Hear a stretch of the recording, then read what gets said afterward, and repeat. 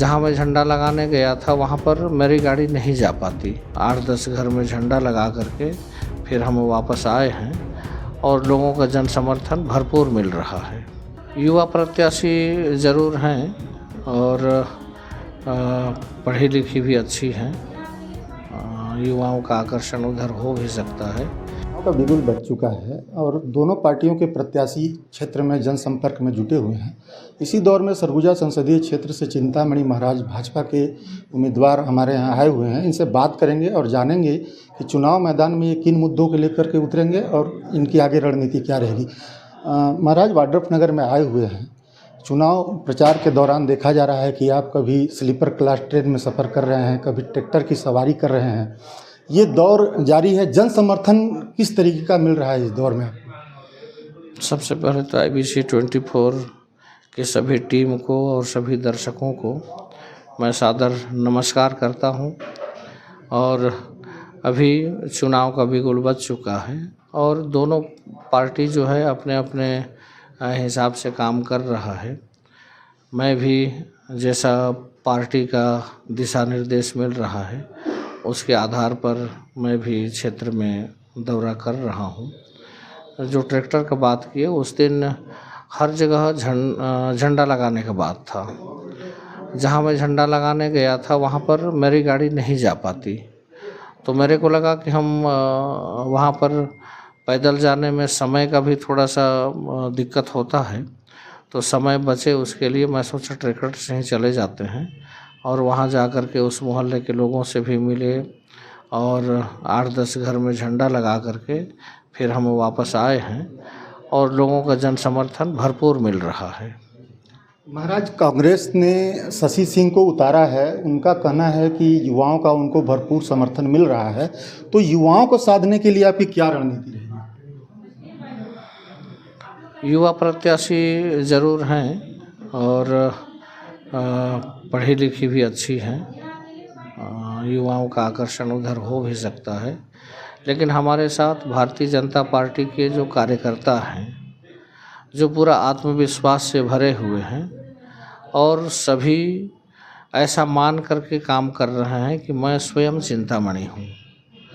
इस विचार से लोग जब काम कर रहे हैं तो इसलिए चुनौती तो है। चुनाव में चुनौती नहीं है कहना गलत होगा। कोई भी लड़ाई छोटा हो या बड़ा हो, लड़ाई तो लड़ाई होता है। चुनौती है और चुनौती को हमारा कार्यकर्ता, हमारे पदाधिकारी स्वीकार करके और उसमें उस चुनौती को स्वीकार करके और काम कर रहे हैं और जैसा जनता का रुझान है उसके आधार पर हम सफल होंगे। एक तरफ महतारी बंधन योजना है और वहीं दूसरी तरफ राहुल गांधी की 1 लाख रुपए सालाना देने की बात सामने आ रही है। कितना मानते हैं कि 1 लाख रुपए की जो गारंटी है वो कहां तक मुसीबत खड़ा कर सकती है भाजपा के लिए? मुसीबत तो कहीं पर खड़ा नहीं हो रहा है, क्योंकि देने वाले को भी पता है, लेने वाले को भी पता है।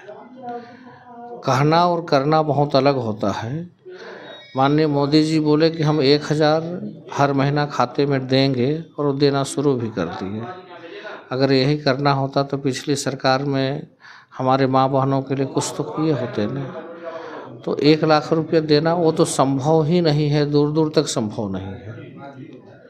तो इसमें लोग भरोसा करें ऐसा तो होगा ही नहीं, क्योंकि कोई भी बात भरोसेमंद है कि नहीं है वो लोगों को पता चल जाता है।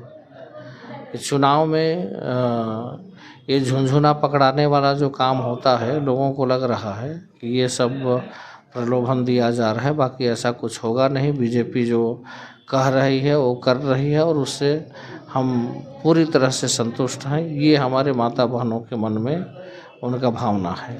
महाराज जी, जब आप सामरी विधायक हुआ करते थे तो बुनियादी सुविधाओं को लेकर के दूरस्थ क्षेत्रों में अक्सर आपका दौरा हुआ करता था और लोगों की समस्याओं को सुना करते थे। सांसद बनने के बाद क्या यही प्रक्रिया चालू रहेगी या इसमें कहीं रुकावट पैदा होगा?